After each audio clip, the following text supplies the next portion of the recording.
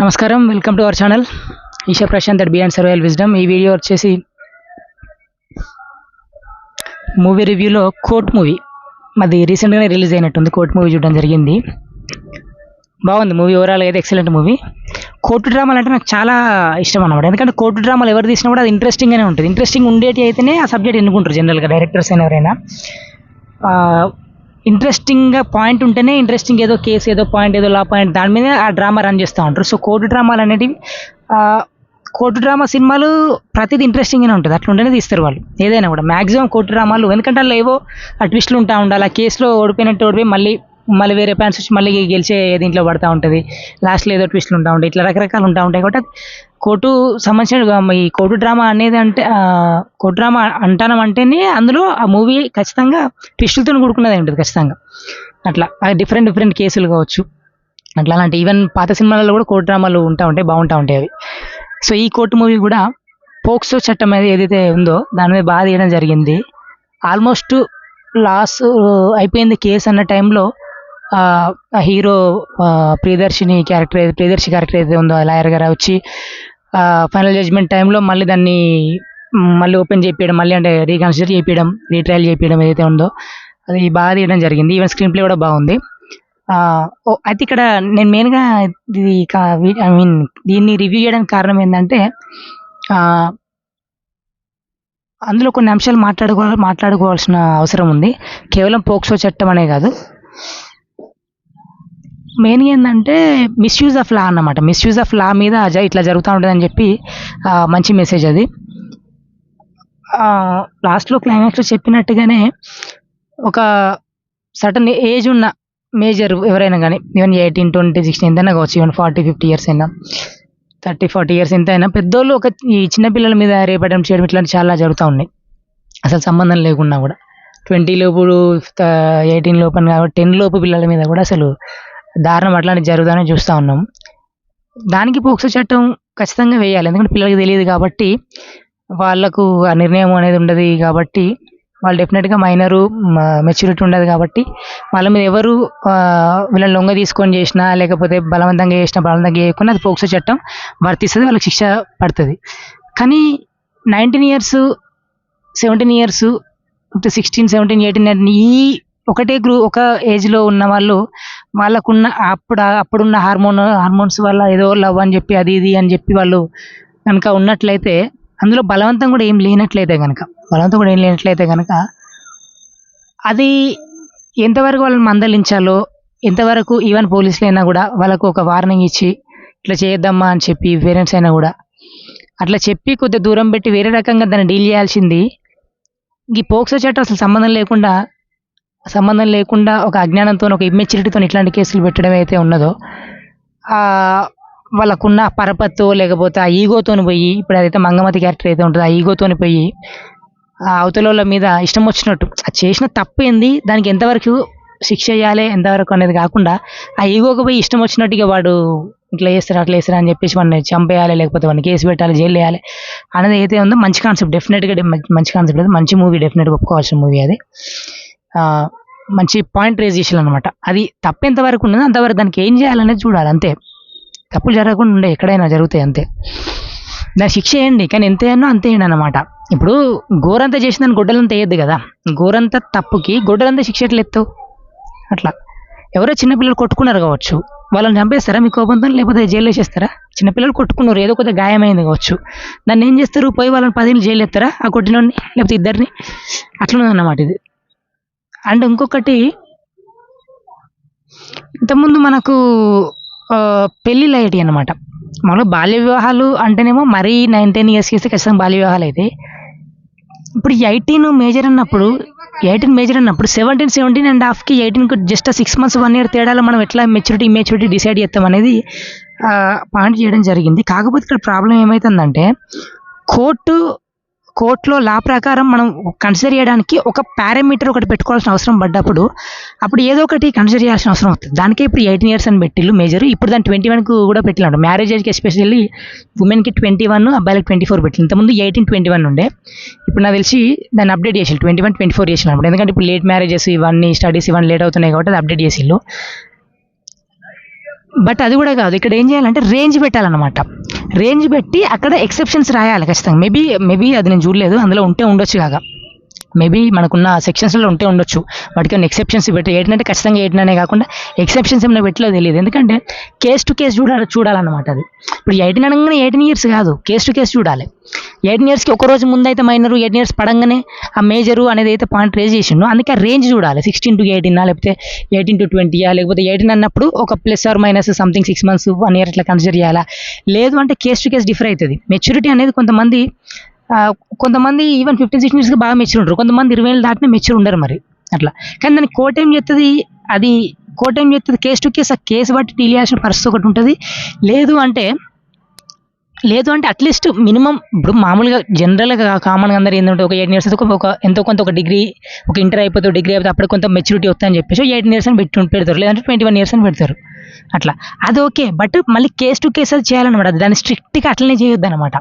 పోలీసులు కూడా దాన్ని స్ట్రిక్ట్గా మైనరు తీసుకెళ్ళి పడేస్తామని, కొట్టేస్తే చంపేస్తాను అట్లా నడదు అనమాట అట్లా. సో అది చూపించడం జరిగింది ఆ మూవీలో. అది మంచి పాయింట్ రేజ్ చేయడం జరిగింది. అంటే కేస్ టు కేస్ చూడాలి, మెచ్యూరిటీ ఇవన్నీ కూడా సబ్జెక్టివ్ అనమాట. మనం ఆబ్జెక్టివ్గా ఒక నెంబర్ పెట్టేసి, ఆ ఏజ్ నెంబర్ పెట్టేసి దాని లోపు ఉంటుంది, దాని తర్వాత ఉంటే మేజర్ మైనర్ కన్సిడర్ చేయడానికి లేదు. Subjective case to case deal చేయాలి, పూర్వపరాలు పరిశీలించాలి.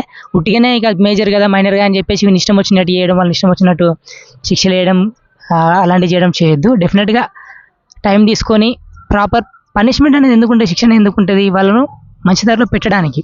అట్లా నిజంగానే చేయకూడని తప్పు చేసినట్లయితే శిక్ష వేయాల్సిందే, జైలు శిక్షణ ఇంకోట మరి దారుణమైన అయితే కొన్ని రేర్ కేసెస్లో శిక్ష లాంటివి ఉంటాయి అట్లా. సో ఇవన్నీ కూడా సమాజంలో ఒక భద్రతను తీసుకురావడానికి, ఆడపిల్లలకైనా అటు మగపిల్లలకైనా మైనర్లకైనా ఎవరికైనా కూడా, పెద్దోళ్ళకైనా ఫ్యామిలీస్ పరంగా అయినా కూడా ఇవన్నీ కూడా ఒక భద్రతను, ఒక గౌరవాన్ని, ఫ్యామిలీస్ పరంగా చూసినట్లయితే వాళ్ళ పరువు అది పోకుండా ఒక గౌరవాన్ని నిలబెట్టడానికి, గౌరవాన్ని మెయింటైన్ చేయడానికి, పరువు మెయింటైన్ చేయడానికి, ప్లస్ పిల్లల యొక్క భవిష్యత్తు కూడా దృష్టిలో పెట్టుకొని అవన్నీ మెయింటైన్ చేయడానికి, అవన్నీ కాపాడడానికి కదా ఇవన్నీ ఉన్నాయి. వీటిని మిస్యూజ్ చేస్తే ఏమవుతుందంటే వీటి యొక్క పర్పసే ఫెయిల్ అవుతుంది అనమాట. ఇవి దేనికోసం ఈ రకరకాల సెక్షన్లు ఇవన్నీ దేనికోసం తెచ్చిల్లో దాన్ని మిస్యూజ్ చేసినట్లయితే ఆ పర్పసే ఫెయిల్ అవుతుంది. అవి ఎందెచ్చిలో ఆ పర్పసే ఫెయిల్ అవుతుంది. పర్పస్ ఫెయిల్ కావద్దు అనమాట. పర్పస్ ఫెయిల్ కావద్దు కాబట్టి ఇటువంటి మిస్యూజ్ అవుతాయి అని చెప్పేసి ఇవి లైమ్ లైట్లోకి తేవాలి. అంటే ఈ చట్టం కరెక్టే, ఓకే మీరు మంచిగానే పెట్టిల్లు, ఇట్లా జరిగినప్పుడు ఇట్లాంటి శిక్షలు పెట్టింది కరెక్టే, బట్ ఇట్లాంటివి కూడా అందులో జరిగే లూప్ హోల్స్ ఉన్నాయి. వాటిని ఇట్లా మిస్యూజ్ చేసుకునే కొంతమంది వాళ్ళకున్న పరపతితో మిస్యూజ్ చేసుకునే ఛాన్స్ ఉందని చెప్పడానికి ఇటువంటి మూవీస్ వస్తూ ఉంటాయి. ఎస్పెషల్లీ కోర్ట్ డ్రామాలు కానీ ఇంకో రకమైన సినిమాలు కానీ ఈ మూవీస్ ద్వారా కానీ కొన్ని నార్మల్ అదర్ మూవీస్ అనే మీడియా ద్వారా కానీ ఇంకా అదర్ మీడియాస్ ద్వారా కానీ ఇవి చెప్పేవాళ్ళు చెప్తూ ఉంటారు, హైలైట్ చేస్తూ ఉంటారు అట్లా. సో ఓవరాల్గా మూవీ అయితే మంచి కాన్సెప్ట్. ఆ టీనేజ్, ఆ ఇన్నోసెంట్ లవ్ సంబంధించిన దాన్ని మంగమతి క్యారెక్టర్తో ఒక ఈగో హట్ అయినప్పుడు వాళ్ళు ఏ విధంగా చేసే ఛాన్స్ ఉంటుందని చెప్పడం అనేది చాలా బాగుంది. ఇట్లాంటి వచ్చినప్పుడు కూడా మనం మాట్లాడుకోవాల్సిన అవసరం ఉంది. నాకు కొన్ని పాయింట్స్ చెప్పాలనిపించింది. అవి ఎలా చెప్పాలంటే, ఇప్పుడు ఎలా ఉందంటే, అంటే ఇది ఇప్పటివరకు మాట్లాడిందేమో ఒక పాయింట్ ఆఫ్ వ్యూలో ఈ విధంగా చేసిన తప్పుకి ఎంత పనిష్మెంట్ ఏందో అదొకటి. అది కాకుండా ఇంకొకటి ఏంటంటే, ఈ మూవీలో వాళ్ళిద్దరు ఏవైతే లవర్స్ ఉన్నారో వాళ్ళు రూమ్లోకి వెళ్ళి ఏదో అక్కడ మ్యారేజ్ జరుగుతూ ఉంటే వీళ్ళు కూడా ఏదో మ్యారేజ్ చేసుకున్నట్టుగా చూపించిళ్ళు. కానీ బయట అంతా అట్లేం ఉండదు, బయట అదొక్కటే ఉండదు. బయట నిజంగానే ఫిజికల్ ఇన్వాల్వ్ అవుతుళ్ళు, ఇంకా అంతకంటే తక్కువ ఏజ్లో కూడా అవుతుళ్ళు. దానికి చాలా కారణాలు ఉన్నాయి. దానికి చాలా కారణాలు అంటే ఆ ఫీలింగ్స్ అనేటివి ఎర్లీగా వస్తున్నాయి అన్నమాట. ఈవెన్ 16-17 years కూడా రావడం తప్పట్లేదు నేను, ఇంకా మరీ ఎర్లీగా వస్తున్నాయి, మరీ ఎర్లీగా రావద్దు. 16 ఈజ్ ఎ బేర్ మినిమం. అది 16 తర్వాత వస్తే ఓకే, కొద్దిగా ఉంటుంది. 15-16 నుంచి కొద్దిగా ఉంటుంది. తర్వాత 17-18 అంటే అప్పుడు కొద్దిగా ఎక్కువ అవుతూ ఉంటుంది. అప్పుడు ప్రపోజల్స్ ఇవి అవి కథ తిరగడము, ఈవెన్ ఫిజికల్గా కొంతమంది ఫిజికల్గా ఇన్వాల్వ్ అవ్వడం ఉంటుంది. ఎందుకంటే అప్పుడు ఆ మెచ్యూరిటీ ఉండదు, ఆ కంట్రోల్ ఉండదు, అలా వెళ్ళిపోతారు అంతే. అది ఒకటి కాకుండా ఇప్పుడు ఈ రోజులలో ఏంటంటే ఈ మాధ్యమాలు వచ్చినాయి. మనకున్న ఈ మీడియా కానీ, సోషల్ మీడియా కానీ, ఈ సినిమాలే కానీ, సినిమాలు రకరకాల చూపెట్టే అంశాలు కానీ, ఈ మాధ్యమాల వల్ల కూడా ఓవర్ ఎక్స్పోజ్ అవ్వడం వల్ల కూడా ఇది కూడా ఒక రీజన్ అనేది అనిపిస్తూ ఉన్నది. మెయిన్ ఏంటంటే వాటికి ఎడ్యుకేషన్, వాటి పరంగా ఎడ్యుకేషన్ అనేది ఇప్పుడు ఈ సినిమాలో ఖచ్చితంగా లాస్ట్లో ఈ ఎడ్యుకేషన్ అంటే చెప్పిళ్ళు పేరెంట్స్ చెప్పక, ఎవరు చెప్పక, ఇటువంటి విషయాలు ఎవరు చెప్పక వాళ్ళకి ఎట్లా తెలుస్తాయని చెప్పి అది అది హైలైట్ పాయింట్, అది రేజ్ చేసిన అనమాట ఖచ్చితంగా. వాటి పరంగా ఎడ్యుకేషన్ అవసరం ఖచ్చితంగా, బట్ పరంగా ఎడ్యుకేషన్ అవసరం లేదని కాదు, చెప్పేవాళ్ళు పర్సనల్ చెప్తా ఉన్నారు కావచ్చు. బట్ అది అందరికీ ఖచ్చితంగా అందేలా చూడాలన్నమాట. ఇప్పుడు మన సిలబస్లో అయితే కొన్ని అంశాలు పెట్టి ఇది ఖచ్చితంగా అందేలా ఎట్లయితే పిల్లలకి చేస్తూ ఉంటారో ఆ సిలబస్లో పెట్టాలి అట్లాంటివి. అట్లా ఒక సోషల్ అవేర్నెస్ అనేది ఒక సమ్ ఏదో ఒక సబ్జెక్ట్ లాగా పెట్టేసి, ఒక సోషల్ అవేర్నెస్ అని పెట్టేసి, లేకపోతే ఇంకేదైనా సబ్జెక్ట్ ఆ పేరు అనేది ఏదో అవేర్నెస్ అనేది ఒక ఏదో పేరు పెట్టేసి ఇట్లాంటివన్నీ చెప్పాలన్నమాట. అందులో మీకు ఈ ఏజ్లో ఇట్లాంటి ఫీలింగ్స్ వస్తూ ఉంటాయి, మీరు జాగ్రత్తగా ఉండాలి. ఎస్పెషల్లీ ఫిజికల్ రిలేషన్షిప్స్ దగ్గరికి వచ్చినప్పుడు ఎట్లా పడితే అట్లా ఇన్వాల్వ్ అవ్వద్దు. అదొక దాన్ని ఏమంటారు, అది చాలా పవిత్రమైనది. అది అట్లా ఎవరితో పడితే వాళ్ళతో ఇన్వాల్వ్ అయ్యేది కాదు. మీరు ఒక పర్టికులర్ ఏజ్ వచ్చిన తర్వాత మీరు సరే బిఫోర్ మ్యారేజ్ ఆఫ్టర్ మ్యారేజ్ అని పక్కన పెట్టినా కూడా, ఈవెన్ బిఫోర్ మ్యారేజ్ అయినా కూడా మీరు లాంగ్ టర్మ్ రిలేషన్షిప్ మీరు కలిసి ఉంటారన్న నమ్మకం ఉంటేనే, మీరు ఒకరికొకరికి నమ్మకం ఉంటేనే అప్పుడు ఇన్వాల్వ్ కావాలి. ఇంకా బెటర్ ఏంటంటే after marriage is best thing. కాకపోతే మ్యారేజ్ లేట్గా అవుతున్నాయి కాబట్టి అప్పటిదాకా ఆగలేరు కాబట్టి ఇట్స్ ఓకే. ఇట్లాంటివి చెప్పాలి వాళ్ళకి, డిఫరెంట్ ఆప్షన్స్ చెప్పాలన్నమాట ఇట్లాంటివి. ప్లస్ ఇంకొకటి ఏంటంటే స్పిరిచువల్ పాయింట్స్ చెప్పాలి కొద్దిగా. స్పిరిచువల్ సంబంధించిన పాయింట్స్ చెప్పడం అంటే ఏంటంటే, ఎక్కువ మందితో కనుక ఫిజికల్ రిలేషన్షిప్స్లో ఇన్వాల్వ్ అయితే వారి యొక్క కర్మలు మీకు అంటుతాయి. ఒకరి కర్మలు ఒకరు రుద్దుకున్నట్టే. ఒకరి కర్మలు ఒకరు రుద్దుకున్నట్టే అంటే దాంట్లో నెగిటివే ఎక్కువ జరుగుతుంది, పాజిటివ్ కాదు. ఎక్కువ మందితో ఫిజికల్ రిలేషన్షిప్ ఉండడం వల్ల మీరు డిప్రెషన్ గురి అవ్వాల్సి వస్తుంది. ఇది ప్రూవెన్ ఫ్యాక్ట్. ఇది మీరు ఎంతమందినైనా ఎత్తుకోండి, చూసుకోండి, రీసెర్చ్లు చేసుకొని ఏమైనా చేసుకోండి, ఇది ప్రూవెన్ ఫ్యాక్ట్. ఇది మనకు పురాతనం నుంచి కూడా అందరు చెప్పిందే, ఋషులు వాళ్ళు వీళ్ళందరూ గ్రంథంలో రాసిందే, చాలామంది అనుభవాలు కూడా. ఎక్కువ మందితో ఫిజికల్ రిలేషన్షిప్స్ కనుక ఉన్నట్లయితే బాడీలో కన్ఫ్యూజన్ ఏర్పడి ఏ విధంగా బిహేవ్ చేయాలో తెలియక మైండ్ చాలా చాలా చాలా డిస్టర్బ్ అవుతుంది. ఆ యూత్లో ఉన్నప్పుడు ఆ టైంలో కొద్దిగా గడిచిపోతుంది, అప్పుడు పెద్ద ఏం ఏర్పడదు, మీకు తర్వాత ఏర్పడుతుంది అనమాట. దాని ఫలితాలు తర్వాత అనుభవించాల్సి వస్తుంది. చేయంగానే వెంటనే రాదు ఫలితం, ఏదైనా చేయంగానే వెంటనే రాదు ఫలితం, తర్వాత వస్తుంది. కొన్ని ఇయర్స్కు కొన్ని డికేట్స్ కూడా రావచ్చు అట్లా. ఇంకొకటి ఏంటంటే మీకు పుట్టబోయే పిల్లలు ఎఫెక్ట్ అవుతారు అనమాట మీరు కనుక ఈ విధంగా చేసినట్లయితే. ఎక్కువ ఫిజికల్ రిలేషన్షిప్స్ అనేది ఉండొద్దు. 1 or none is the best. 1 or none అయితే ఒక్కరితోనే ఫిజికల్ రిలేషన్షిప్, లేదంటే నన్ను అసలుకి లేదంటే బ్రహ్మచర్యం పాటించే వాళ్ళు, అది వాళ్ళది వేరే. సో నన్ను అని అంటే బ్రహ్మచర్యం అందరికి పాసిబుల్ కాదు కాబట్టి 1 కూడా అందరికి పాసిబుల్ అంటే పాసిబుల్ కాదు. కొంతమంది సిన్సియర్గా ఉంటారు, బ్రేకప్ అవుతుంది, తర్వాత డెఫినెట్గా తోడు కావాలి కాబట్టి ఇంకో మ్యారేజ్ చేసుకోవాల్సి వస్తుంది. ఈవెన్ బ్రేకప్ అనే కాదు, ఈవెన్ ఫస్ట్ మ్యారేజ్ అయినాక కూడా ఏం లేకుండా ఫస్ట్ మ్యారేజ్ అయినా కూడా మ్యారేజ్లో కూడా డైవర్స్ అయ్యే ఛాన్స్ ఉంటుంది రకరకాల కారణాల వల్ల. అప్పుడు ఓకే, నో ప్రాబ్లం. ఒకరితో కాలేదు, ఇంకొకరు చేసుకున్నారు, హ్యాపీగా ఉన్నారంటే నో ప్రాబ్లం. ఒకరు ఇద్దరు అంతే. ఇక ఎక్కువ అవ్వద్దు. అది దానికి ఒక బలమైన కారణాలు ఉంటే తప్ప, ఎందుకంటే మన దాంట్లో డైవర్స్ అనే కాన్సెప్టే లేదు కదా అసలు. అది మంచో చెడో, నష్టమో లాభమో నష్టమో, ఏదో మంచో చెడో ఏదో ఒకరితోనే ఉండేది. ఇప్పుడు ఇక మనకు అమెరికన్ కల్చర్, మోడర్నైజేషను, ఈ అన్ని ఎక్స్పోజింగ్, అన్ని రకాల నాలెడ్జ్, అన్ని రకాల టెక్నాలజీ ఇవన్నీ రావడం వల్ల ఈ విధంగా జరుగుతూ ఉన్నది అట్లా. ఎందుకంటే అది ఏమవుతుందంటే ఆ టీనేజ్లో ఉన్నప్పుడు కానీ, ఆ 20sలో ఉన్నప్పుడు కానీ, ఆ యూత్లో ఉన్నప్పుడు తెలియదు అన్నమాట. యూత్లో ఉన్నప్పుడు దాని యొక్క ఇంపార్టెన్స్ తెలియదు. 1 or none ఫిజికల్ రిలేషన్షిప్ ఎక్కువ ఉండొద్దు అనేది తెలియదు. తర్వాత మేబీ తెలియకపోవచ్చు, తర్వాత తెలిసే అవకాశం ఉంటుంది. అట్లీస్ట్ తెలుస్తుంది ఖచ్చితంగా. ఎందుకంటే వాళ్ళు ఎక్స్పీరియన్స్ అయిన తర్వాత రే ఇవి ఇట్లా చేయొద్దు అని చెప్పేసి తెలుస్తుంది. ఫిజికల్ రిలేషన్షిప్ ఒక్కరితోనే ఎక్కువ సార్లు చేయాలి, ఒక్కరితోనే ఎక్కువ ఉండాలి. ఎవరైతే మీకు కనెక్ట్ అయి ఉంటారో ఒక్కరితోని ఫిజికల్ రిలేషన్షిప్ ఎక్కువ సార్లు ఉంటే మంచిది. ఎక్కువ మందితో ఒక్కొక్కసారి కొన్ని సార్లు కాదు, ఎక్కువ మందితో, ఇద్దరితో, ముగ్గురితో, నలుగురితోని, వీళ్ళతోనో కొన్నిసార్లు వాళ్ళతో. అమ్మాయి అయితే నలుగురు అబ్బాయిలతో డిఫరెంట్ టైమ్స్లో, అయితే అట్ ఏ టైం ఇంకా డేంజరు. అబ్బాయికైనా డిఫరెంట్ అమ్మాయిలతో, కొన్నిసార్లు ఈమెతోనో 10 సార్లు, ఇంకోళ్ళతో 5 సార్లు, ఇంకోళ్ళతో ఒకసారి, ఇంకోళ్ళతో ఇంకో 20 సార్లు కాదు, ఒకరితో 100 సార్లు నో ప్రాబ్లం, ఒకరితోనే 1000 సార్లు నో ప్రాబ్లం, ఒకరితోనే ఎన్నిసార్లు అయినా నో ప్రాబ్లం. మళ్ళీ ఒక్కరితోనే ఎక్కువ సార్లు అన్న దగ్గర ఇంకొకటి ఏం మాట్లాడుకోవాల్సి వస్తుంది అంటే, మీరు ఎక్కువ ఫిజికల్గా ఇన్వాల్వ్ అయినట్లయితే, సెక్స్లో ఇన్వాల్వ్ అయినట్లయితే మీకు తొందరగా వృద్ధాప్యం వస్తుంది, సెమెన్ లాస్ అవుతారు. ప్లస్ ఉమెన్కి కూడా ఆ యాక్టివిటీలో పాల్గొన్నప్పుడు డెఫినెట్గా ఎక్కువ ఎనర్జీ కన్జ్యూమ్ చేయాల్సిన అవసరం పడుతుంది అనమాట. అబ్బాయికి ఇటు అమ్మాయికి ఇద్దరికి, మగవాడికి ఆడవారికి ఇద్దరికి కూడా ఎక్కువ ఎనర్జీ కన్జ్యూమ్ అవుతుంది. దానివల్ల ఎక్కువగా పాల్గొనడం వల్ల వృద్ధాప్యం తొందరగా వస్తుంది అనమాట. ఎనర్జీ లాస్ అవ్వడం వల్ల వృద్ధాప్యం తొందరగా వస్తుంది.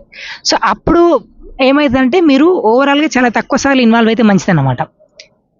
ఆ ఇన్వాల్వ్ అయ్యే టైం తీసుకొని మంచిగా ప్రైవేట్ ఒక స్పేస్, ఒక టైం, దానికి ఒక ప్లేస్ చూసుకొని దాన్ని మంచిగా అలంకరించుకొని ఎప్పుడైతే ఇన్వాల్వ్ అవుతారో ఆ ఇన్వాల్వ్ అయిన ప్రతిసారి అట్లా టైం తీసుకొని బ్యూటిఫుల్గా ఇన్వాల్వ్ అయినట్లయితే తక్కువ సార్లు అయినా కూడా మీకు చాలా అద్భుతంగా ఉంటుంది. అది ఎక్కడ పడితే అక్కడ, ఎలా పడితే అలా, ఆ ఆవేశంలో ఆ టైంలో ఆ యూత్లో ఉన్నప్పుడు కనుక ఒక వారంలో ఇన్నిసార్లు అని కాకుండా, అసలు రోజులో కూడా ఒక రోజు అని కాకుండా వారం నెలలు ఇన్నిసార్లు ఏం లేకుండా ఎక్కువ ఫ్రీక్వెన్సీతో కనుక ఇన్వాల్వ్ అయితే కనుక డెఫినెట్గా ఎనర్జీ లాస్ అనేది జరుగుతుంది. తర్వాత అది తెలుస్తుంది. తర్వాత అది ఎగ్జాక్ట్గా ఏర్పడదు, బట్ ఎనర్జీ లాస్ అయినట్టే, మీ మీ యొక్క లైఫ్ స్పాన్లో కొంత తగ్గినట్టే. లైఫ్ స్పాన్లో తగ్గినట్టు కాకపోయినా కూడా వృద్ధాప్యం తొందర వచ్చినట్టు అన్నమాట. మీరు వృద్ధాప్యం ఆ ఎనర్జీ కోల్పోయి ఒక పారామీటర్ అనుకుంటే అది వృద్ధాప్యం అనుకుంటే, ఆ వృద్ధాప్యాన్ని మీరు ఒక 10 ఏళ్ళు అనుభవించాల్సింది 20 ఏళ్ళు అనుభవించాల్సి వస్తుంది అనమాట.